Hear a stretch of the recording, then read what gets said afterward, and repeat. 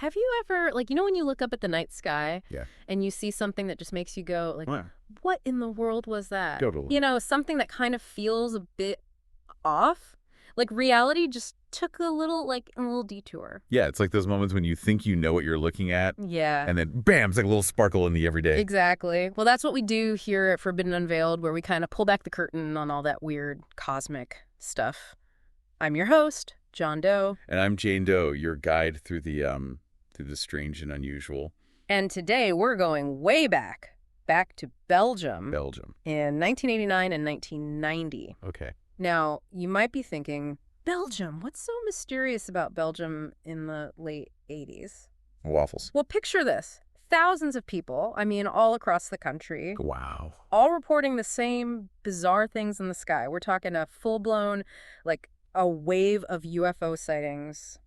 The Belgian UFO wave. Thousands of people. That's a lot of eyeballs. Right. It's not just like, oh, I saw a weird light. It's like a whole country was looking up and going, what is that? It really makes you wonder, doesn't it, what they were seeing? Absolutely. So let's rewind a bit back to November 1989. It seems like things really started to get a little strange around the town of Eupen. What were people reporting in those early days? Well, what's really fascinating about this case is how consistent the initial reports are. People were describing large triangular objects, not your typical airplane silhouette, Imagine something flat, almost like a stealth bomber, but often seen like cruising at lower altitude. Stealth bomber. And the light configuration is what's really striking. There are bright lights at each point of this triangle. Oh, like at the corners. Exactly, at the corners. And then usually this slashing red or orange light right smack in the middle. Yeah. So picture a giant, silent, triangular nightlight, basically. Yes, that's a great way to put it. And silent, you said. That's the other thing that always comes up, right? Absolutely. Witnesses in Eupen and later all over Belgium, they really emphasized how eerily silent these things were as they moved. Right, because you'd think something that big and bright would make at least a little noise. You would think. It definitely makes you stop and think twice. Yeah, definitely. And it wasn't just people glancing out their windows, right? We even had some official folks looking up. There were these two local policemen, Heinrich Nicole and Hubert van Montigny. What did they see? Well, their testimony is really interesting because it adds that extra layer of, credibility. They said the lights were incredibly bright, like as bright as those huge floodlights you see illuminating a football field. Wow, that's really bright. Really bright. And they weren't the only officials who picked something up. Their dispatcher, Albert Kreutz, confirmed their report came in. He even double-checked with local airports, just to make sure there wasn't anything unusual scheduled. And guess what? Nothing. No known aircraft, no military drills or anything. Sure thing, just these things. Just these things. And those two policemen weren't the only ones who saw something that night in Eupen, were they? Nope, not at all. In fact, reports indicate that at least 30 different groups of people, and get this, 3 separate pairs of police officers. Whoa, wait, 3 more pairs? 3 more. All reported witnessing similar objects just that one night in November '89. So you've got multiple, completely independent confirmations from people who, their job is to observe and report accurately. That's kind of huge, right? It is. It's not just 1 or 2 people seeing something blurry. It's significant. Okay, so let's fast forward a bit to March 30th, 1990. This is when things really ramped up, right? The Belgian wave hit its peak. Yeah, you could say that. March 30th was like the main event for UFO sightings in Belgium. Okay. Reports of these, those same triangular objects started coming in from all over the country, this time mostly concentrated around Brussels, like the whole metropolitan area, and the town of Waalver. But what really makes this night stand out is the fact that we got official, technical confirmation that something strange was definitely going on up there. Okay, you're talking about radar now. Radar, exactly. So tell us, what did they see on the screens at the Control Reporting Center in Glans?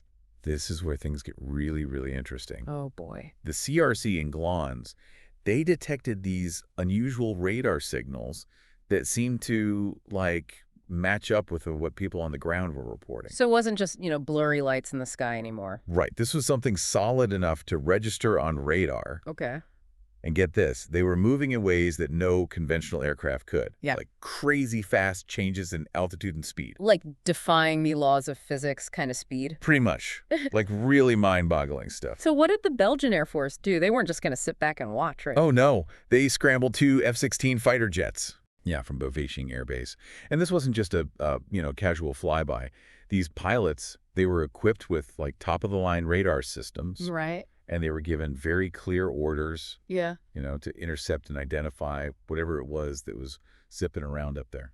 So did our brave Belgian pilots get a good look at these mystery objects? Or is this where it gets a bit blurry? Because I've heard that the reports of actual visual contact are, they're kind of debated.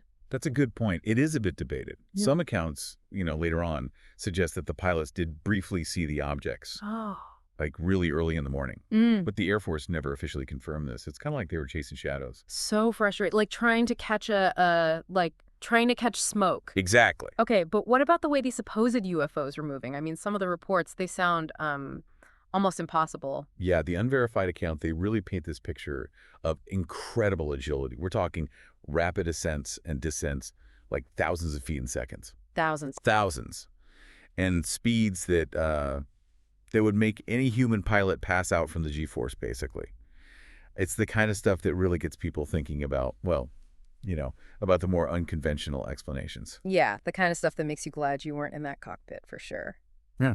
So what about radar? Did they manage to get a lock on these things? Because I remember there being some conflicting info about that. Yeah, that's a big question, and it's definitely a point of, some disagreement.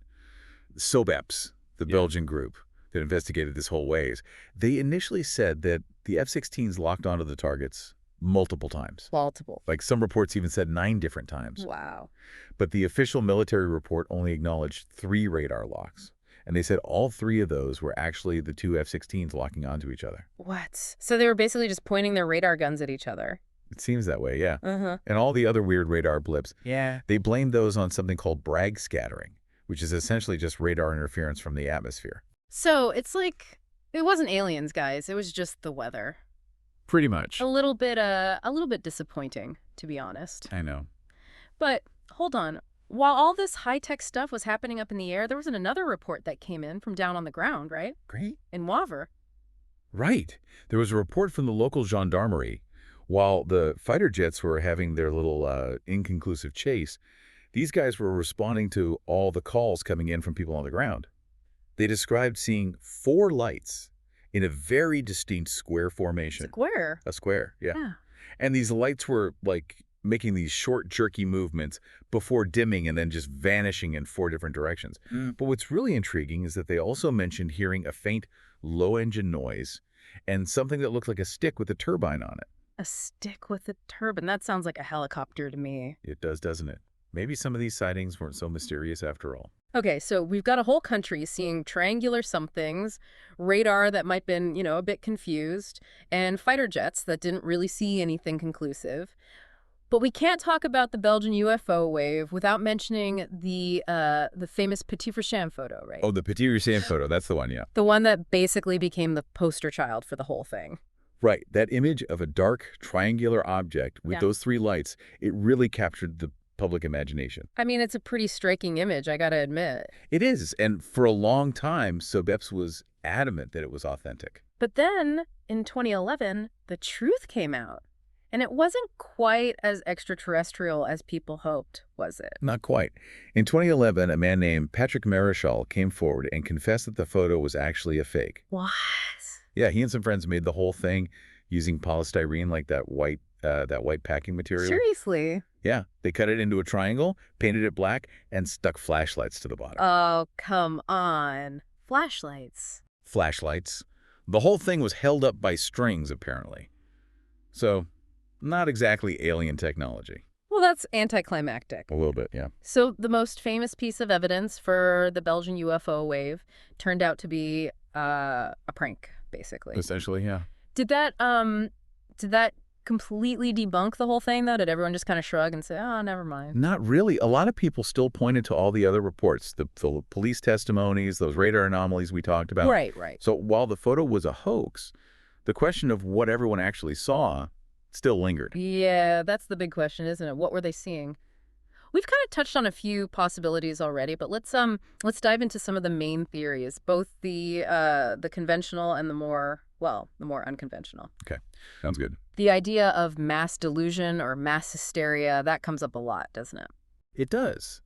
And there's actually some pretty strong evidence to support it, especially when it comes to UFO sightings.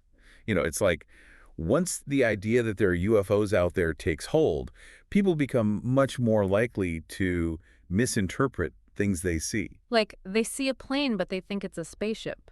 Exactly. Right. Or they see a weather balloon or bright star or, even just a weird cloud formation. And the more people talk about it, the more convinced they become. Exactly. It's like a feedback loop. Right. And there was even an essay written about this, right? Criticizing SOBES. Yeah, a researcher named Mark Hallett wrote an essay where he basically argued that SOBEPs, by, investigating these sightings so publicly, they actually contributed to the whole mass delusion thing. So it's like the more you look for UFOs, the more you're likely to find them, even if they're not really there. That's the idea, yeah. Okay. What about the more down-to-earth explanations, like misidentified helicopters? Right, that's a popular one, especially since a lot of witnesses reported silent movement. Some people argue that, well, helicopter engines, especially from a distance, they might not be that loud. And if there was wind or traffic noise or anything like that, it's possible that people just didn't hear them. Okay. Yeah, that makes sense. And I guess a triangular shape could be explained by the lights on some helicopters. Exactly. Especially if you're seeing it from a certain angle at night. Right. Right. And of course, there's always the possibility of, secret military exercises. Right. But didn't the military deny that? They did, yeah.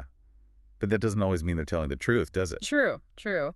And then there were those other theories, right? The more, let's just say, creative ones. Oh, yeah, there are a few of those. Like, remember the one about a Soviet satellite breaking up over Belgium? Yeah, I remember that one. I think even Reuters reported on that, didn't they? They did, yeah.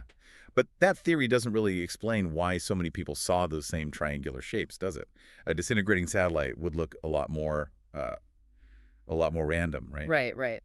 And then General de Brouwer, he was the chief of operations of the air staff at the time. He initially thought it might have been some kind of top secret American aircraft, didn't he? He did, yeah. He even contacted the U.S. Embassy to ask if they were flying any experimental planes over Belgium. And what did they say? They denied it, of course. Of course. But what's interesting is that de Brouwer, despite his initial skepticism about UFOs, he later said he didn't think mass hysteria could explain everything. Really? What changed his mind? Well, he was really struck by how many people reported seeing these things and how consistent their descriptions were. He said these weren't just, a bunch of gullible folks. These were people from all walks of life who were genuinely surprised by what they saw. So even with the hoax photo and all the conventional explanations, there were still these core sightings that just couldn't be explained. That's right.